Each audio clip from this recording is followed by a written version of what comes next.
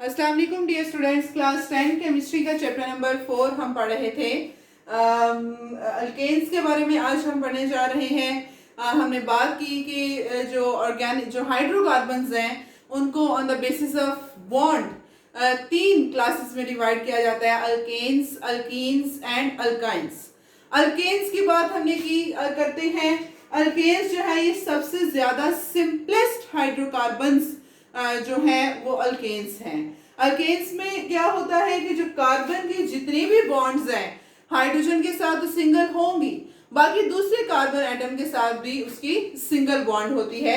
जैसे ये हमारे पास सिंपलेस्ट हाइड्रोकार्बन मीथेन है। अब अल्केन्स में जितनी भी बॉन्ड्स पाई जाती हैं वो सारी की सारी सिंगल बॉन्ड्स होती हैं। अल्केन्स कार्बन की हाइड्रोजन के साथ, या अगर हम ईथेन देखें तो उसमें भी हमारे पास जो कार्बन के साथ बॉन्ड पाई जा रही है वो सिंगल है।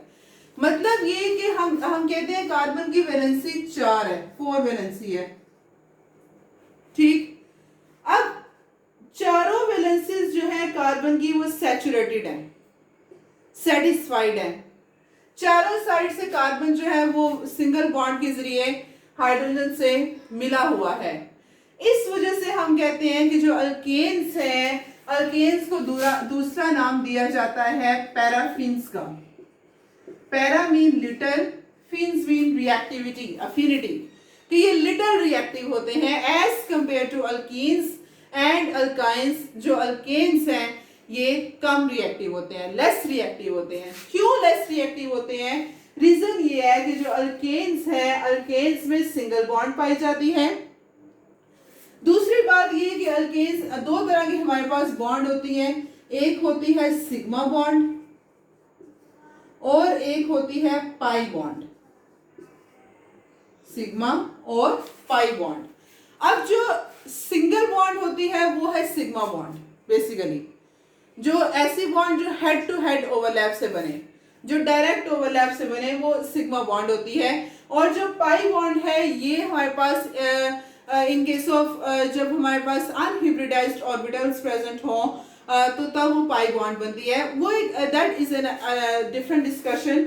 बस आपने इतना याद रखना है कि जो अल्केन्स हैं, अल्केन्स लेस रिएक्टिव क्यों हैं? क्योंकि इनमें सिग्मा बॉन्ड पाई जाती है, जबकि जो अल्कीन्स हैं उनमें सिग्मा के साथ पाई बॉन्ड भी पाई जाती है, और अल्काइंस हैं तो उनमें भी सिग्मा बॉन्ड तो पाई जाती है, साथ 2 पाई बॉन्ड पाई जा रही हैं। तो पाई बॉन्ड जो है वो वीक बॉन्ड होती है as compare to sigma bond. Sigma bond एक स्ट्रॉन्ग बॉन्ड है क्योंकि ये हेड टू हेड ओवरलैप से बनती है, डायरेक्ट ओवरलैप से बनती है, तो इसको तोड़ना मुश्किल होता है। उसके मुकाबले में पाई बॉन्ड वीक बॉन्ड है। इस वजह से जो अल्केन्स हैं ये लेस रिएक्टिव होते हैं, ये कम रिएक्ट करते हैं। एक तो रीजन ये है कि इनमें जो चारों साइड से ये घेरे हुए होते हैं। जैसे हम अल्कीन्स का देखें तो अल्कीन्स में डबल बॉन्ड है। अब हमने कोई भी चीज उसमें ऐड करवानी है, हम क्या करें? इजीली हम इस डबल बॉन्ड को तोड़ देंगे और इसमें ऐड करवा देंगे। अल्केन्स है तो अल्केन्स का रिएक्शन करवाने के लिए हमें इनमें रिप्लेस करना पड़ेगा, एक चीज को रिप्लेस करना पड़ेगा, उसकी जगह दूसरी चीज लगानी पड़ेगी। तो दैट इज टाइम टेकिंग, और वो देर भी लगती है और वो मुश्किल भी होता है। इस वजह से जो अल्केन्स हैं वो लेस रिएक्टिव होते हैं as compare to alkenes and alkynes, क्योंकि उनमें जो चारों बॉन्ड्स हैं, चारों वैलेंसीज हैं, वो सैचुरेटेड है, वो सेटिस्फाइड है विद अदर एटम्स, तो इस वजह से वो लेस रिएक्टिव हैं। उसके बाद हमने देखा कि जो अल्केन्स हैं, हमने चैप्टर नंबर 3 में पढ़ा कि ये होमोलोगस सीरीज भी बना रहे होते हैं। होमोलोगस सीरीज में हमने देखा जिसमें जो सक्सेसिव मेंबर है उसमें एक CH2 का डिफरेंस आ जाता है। जैसे मीथेन है, फिर आगे CH2 ऐड कर दें वो ईथेन बन जाएगा, फिर आगे CH2 ऐड कर दें वो प्रोपेन बनेगा, then butane, pentane and so on. तो इस तरह से वो होमोलोगस सीरीज बना रहे होते हैं जिनमें जिनकी प्रॉपर्टीज जो है वो बेसिकली सेम ही ऑलमोस्ट होती हैं। नेक्स्ट हम सोर्सेज की अगर हम बात करते हैं अल्केन्स के सोर्सेज की, कि अल्केन्स हमें कहां से मिल सकते हैं। सबसे बड़ा सोर्स तो इसका नेचुरल गैस है, जो सुई गैस है। नेचुरल गैस में मीथेन जो है वो 98% मीथेन पाया जाता है। मीथेन जो है ये 98% नेचुरल गैस का हिस्सा मीथेन से बना है।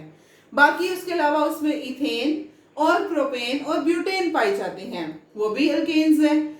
इथेन, प्रोपेन, ब्यूटेन वो भी अल्केन है। ये मीथेन जो 98% पाई जा रही है, दिस इज सिंपलेस्ट अल्केन, ये भी अल्केन है। तो अल्केन्स जो है वो नेचुरल गैस में भी पाई जाती हैं। उसके अलावा जो पेट्रोलियम है, पेट्रोलियम की जब हम फ्रैक्शनल डिस्टिलेशन करवाते हैं पेट्रोलियम की, जब हम उसे फ्रैक्शंस में जो है वो आगे से डिवाइड कर देते हैं, लाइक हम पेट्रोलियम से फिर आगे से डीजल ऑयल बना रहे हैं, कैरोसिन ऑयल बना रहे हैं, फ्यूल ऑयल बना रहे हैं, तो उन ऑयल्स में भी हाइड्रोकार्बन्स, अल्केन्स वगैरह पाए जाते हैं। उसके बाद अगर हम कोल गैस की बात करें तो कोल गैस में भी, कोयले वाली गैस जो है उसमें भी जो है वो मीथेन पाई जाती है। तो इस तरह से अल्केन्स जो है हमें बहुत सारे इनके सोर्सेज हैं, हमें बहुत सारे तरीकों से ये मिल सकती है। अगर बाकी हम बात करें तो अल्केन्स जो है ये हमें फ्रैक्शनल डिस्टिलेशन से तो मिल ही रहे हैं। बाकी जो गोबर गैस है जो एनिमल डंग से मिलती है, या जो सीवेज गैस है जो एनिमल एक्सक्रीटा, जो एनिमल वेस्ट प्रोडक्ट्स हैं, जो ह्यूमन के वेस्ट प्रोडक्ट्स हैं, उनसे वो गैस निकल रही है, सीवेज गैस। या उसके बाद हम बायोगैस की बात करें, जो प्लांट्स हैं उनको डेड करने से बायोगैस हमें मिलती है, जो डेड प्लांट्स हैं, फॉसिल्स हैं, तो उन गैसेस में भी, बायोगैस में, एनिमल गैस में, सीवेज गैस में और डंग गैस में भी अल्केन्स पाए जाते हैं। उसके अलावा अगर हम सोर्सेज की बात करें तो बहुत सारी जो फ्यूल गैसेस, जैसे मैंने आपको कोल गैस बताया कि उसमें भी नेचुरल मीथेन पाई जा रही है। मार्शी एरियाज में जो गैस होती है, मार्श प्लेसेस पे से जो गैस निकल रही है, गिरी गिरी और वो डंग प्लेसेस पे, जगहों पे जो गैस निकलती है, मार्श गैस जिसको हम कहते हैं, उसमें भी मीथेन पाई जाती है, CH4 पाया जाता है उसमें भी, जो कि वेजिटेशन से हमें जो है वो मिलती है, और वहाँ पर हमें जो है ये इस तरह से अल्केन्स के बहुत सारे सोर्सेस हैं। कल अल्केन्स की हम प्रेपरेशंस पढ़ेंगे कि अल्केन को हम किस तरह से प्रिपेयर करते हैं, सिंपल मेथड्स हैं अल्केन्स को प्रिपेयर करने के, इजी मेथड्स हैं। कल इंशाल्लाह हम वो डिस्कस करेंगे। आज के लिए इतना ही। अस्सलाम वालेकुम, अल्लाह हाफिज़।